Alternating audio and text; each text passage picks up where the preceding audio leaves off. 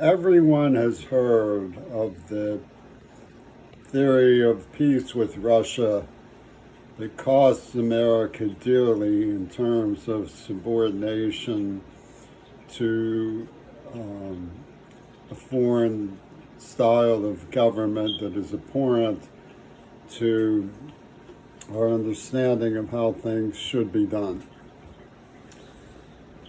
That's been around for a long time. It was the basis of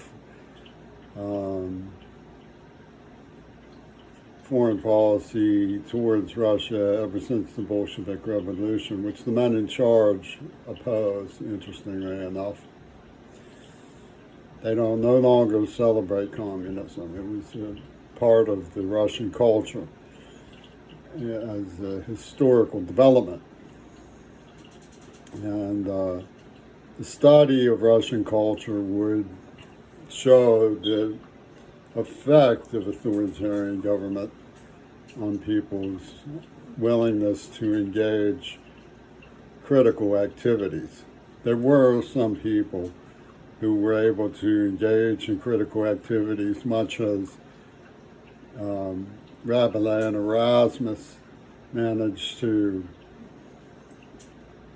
make satires under the church that had driven out Martin Luther. Mikhail Bulgakov comes to mind. Profound intellects who found a way to survive honestly and engagingly even under the circumstances of Stalinist tyranny, which I don't think was ever intended to create dominoes in the way George Kennan presents it. I mean, George Kennan, I get tired of hearing him promoted as the great professor of containment, who also stood up against NATO's enlargement, because I don't think his idea of domino theory was very astute. If NATO's expansion after the Berlin Wall came down, it implicates anybody in domino expansion, it's NATO. And that's where it comes down to with regard to Russia. There's other theories of what would peace with Russia look like that don't get around quite as much. One of them is that it would mean working honorably and intensively on developing a stabilized diplomatic approach to Interpol, rather than mindlessly throwing hybrid crime allegations at the person of choice, which it appears to be Putin often enough, none of which is proven and all of which is mindless and could certainly come from other sources and be disruptive politics of third parties or guerrillas playing havoc, as I've known to see in Seattle. It might involve people going back to school who are interested in studying Russia and engaging their professors when they have an opportunity, rather than inviting them and trying to publicly humiliate them and drumming them out of a circle they volunteered to participate in.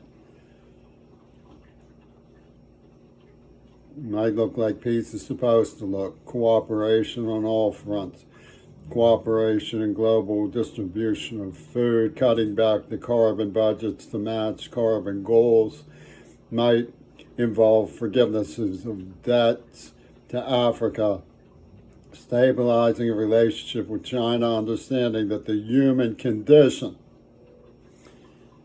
is straight out of a lyric of the Grateful Dead. You can see the light in the strangest of places if you look at it right. When it comes to China, for example, there's another theory of what peace with Russia would look like. It would look like accepting the idea that what happened with the politics of the Texas school book is a done deal. Or maybe more professional and responsible people could take the helm and prosecute it. But I'd like to talk about this because when it comes to the young people, so much is riding on the young. Antonio Guterres, the General Secretary of the United Nations, he speaks very wishfully, hopefully, prayerfully, as does Pope Francis, of the responsibility of us to support the youth on whom the future rests in their idealism about climate change. And of course, we know that there is a tendency in social media to be ruthless, cruel, and aggressive, as well as some of the street politics that we're dealing with here in the Seattle region. Ruthless, criminal, cruel, and aggressive. And we all have to live with the problem of that. We have to live with the disappointment and tears. But that doesn't mean we should allow ourselves to be turned into a crying cafe, as the Green Party has claimed, where all human emotions are poached. They said that the guerrillas of the communist movement once said, to make an omelet, you have to break some eggs.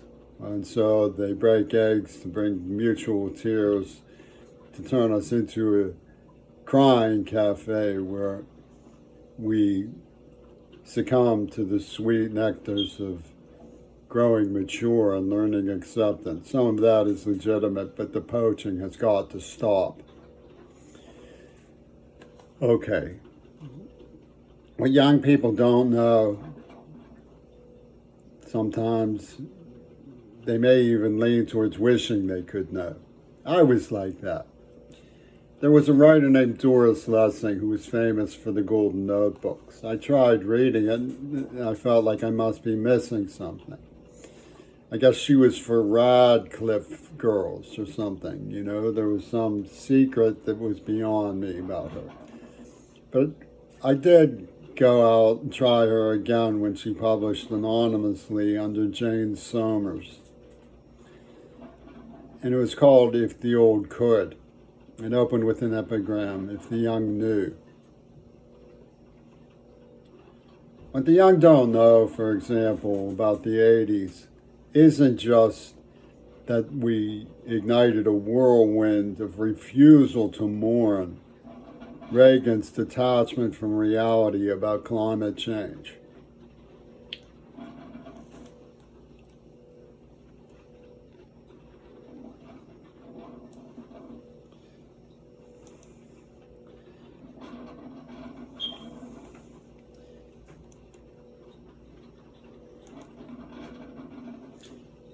And I would like to explain to you how the AIDS attack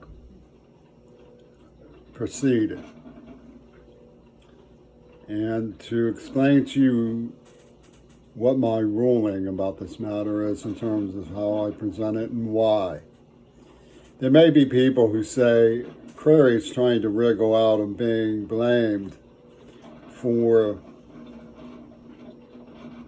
the murder of John Lennon, on which the Green Party has hung their trophy hat of making secret profiteer in the black markets of museum thieving. Well, that's not true. People will realize that I suffered horribly under the belief that Lennon really died. I suffered horribly and was treated dishonorably and was abused and suffered criminal mayhem under the absurd theory that I could have saved him. I reached the conclusion from studying the issue and answering the allegations that what really happened is that John Lennon decided there wasn't room on the earth enough for everybody. And there certainly wasn't room enough on the earth for both him and James McRyland Crary. So he stepped out off the merry-go-round. But he said that I was going to be the one who really suffered. And he pinned the story of what he had done on me. And it's all based on the evidence. The people who say that's not true stand no chance academically. I would need a lawyer to go to the police department with me in all likelihood to show the evidence, to get them to look at it honestly. Because an academic person would see perfectly clearly the rightness from the evidence of that ruling. But it's like a further argument. Remember the old story about Barack Obama being born in Kenya? They have a death certificate. Yoko Ono was given her blank check on Revenge Mayhem. And to this hour, the Jeffin Corporation put up pictures of people saying they're Lakota and America is a free country because we haven't paid for it yet. They're from the Dakota, they're not from the Lakota.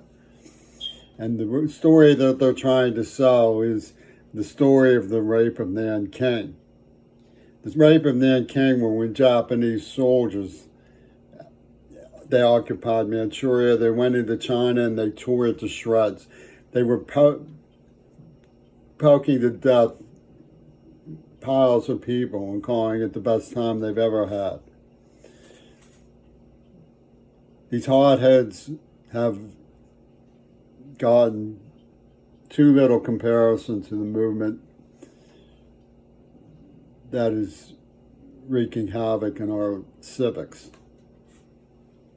The way they turned on McConnell resembled nothing so much as the way the hotheads in Japan turned on the nationalist conservatives as well.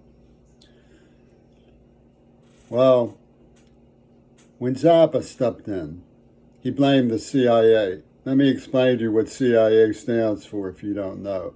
In his case, it doesn't stand for Central Intelligence Agency. It stands for Conceited Irrational Allegation, because that's all it was. It was the lightning rod of conceited irrational allegations to absorb the tensions while they played business as usual. Permit me for a moment to explain why I found AIDS intolerable. It wasn't just because it was so sad for people who wanted to grow and were restless and passionate towards each other, because it was close to love, because it was a nightmare that didn't even have medicine yet when it first affected me, because it led to inhuman stigmata towards the victims. And lastly, and least of all, because it positioned me as an opposition to the victims in the end because of how they misbehaved in the name of Lenin, in the name of Yoko Ono, avenging the warriors who raped Nanking. That's the reality of the situation, the Pocherellis. Now, you could say you just believe that, but academically you stand no chance. All of the evidence is true. Legally, politically, you win. The case is closed. But you've never succeeded in showing that I was to blame even under your jurisdiction of the arguments. So it's criminally insane. The whole matter is ruled out. But you have your weapon, you have your cruelty, you have your Satanism, your incredible sadism. Does that come from Dugin's mind? Does that come from Trumpy Toon's mind? Does that come from Putin's mind? Does that come from Zelensky's mind? Does it come from all of them? Is Biden orchestrating a puppet show saying we have to accept this and move on? Let me tell you something. It doesn't have to be accepted if it means sweeping it under the carpet. It was wrong. I don't have anything on all of those men. I know that Two Virgins Pussyball has an index and put in, but that's all I can say about Putin. I know that Antonio is an index for San Antonio, which is the Alamo, which means we stand with you. We don't want you to be abandoned. But you can get off my back. I don't want to be swept up in the maelstrom. They anticipated this stinking dialogue, and they said one size fits all. The conceited, irrational allegation was to them to control the monopoly of it. And that's what the Green Party was put together for. So what I want to really talk to you about is the danger of having black people like Cornel West in charge of the Green Party, because these people make a lot of stink about race relations and black matters and race matters and so on and so forth ad nauseum, when in reality they are a front for Gregory Carl. He's not an honorary black man. He's the one who said the persona is subjected to successive degradations of the X motive. And that suited Cornel West's movement just fine when they scored the Midori Goto and isolated me and castrated the white voodoo doll that they hated because I was liberal. It's a cover story for Donoghue, the parochial injecting guy, the German Green Party. How often do you hear them say that Joseph Goebbels is an honorary leader of the NAACP? Oh yeah, they say read between the lines. And Joseph Goebbels and Will Zell were the ones who they appointed to abuse me in their war game. Joseph Goebbels, how does that work? Because they are sick and tired of what they consider overpopulation. And they consider the idea of ecology sensible, understanding of gluttony. Car driving is an asinine thing to be doing recreationally at a time like this. Absolutely asinine. And they put up Bush to say, oh, America's gluttonies will never be questioned. Yes, they will be questioned. And there will be questions by Americans when Americans hear and learn the truth. Now, I'm far cry from me to try to pin this tail on the donkey of Russia. There were Stalinist Jews apparently involved. The Wattmakers attended a church that had safe Soviet Jewry over its masthead. So there are links, plausible links into the Russian situation. Putin did not protest it. The person who protested from Russia when it was still the Soviet Union was named Reinhard Giesler. You can still get his opinion about it. He thought it came from Fort Detrick. The evidence implicates Salk Research Laboratories, the Arctic system, the Arctic system, the pussy ball game that the NAACP helped put together because they tribute symbolically. Well, man, you know, they say, oh, well, you know, the swastikas are honorary African ancient symbols in Africa. We use the Ark of ancient Africa. Oh, that's great, man. You promoted Africa.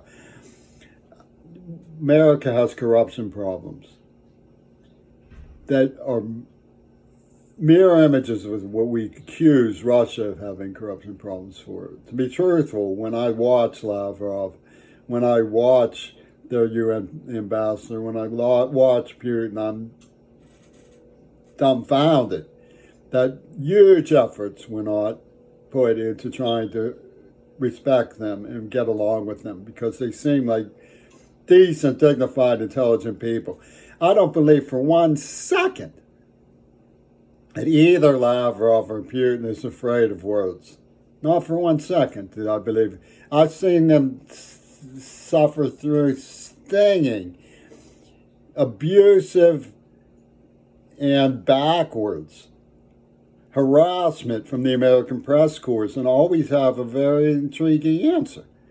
It doesn't make any sense that this happened. It doesn't make any sense.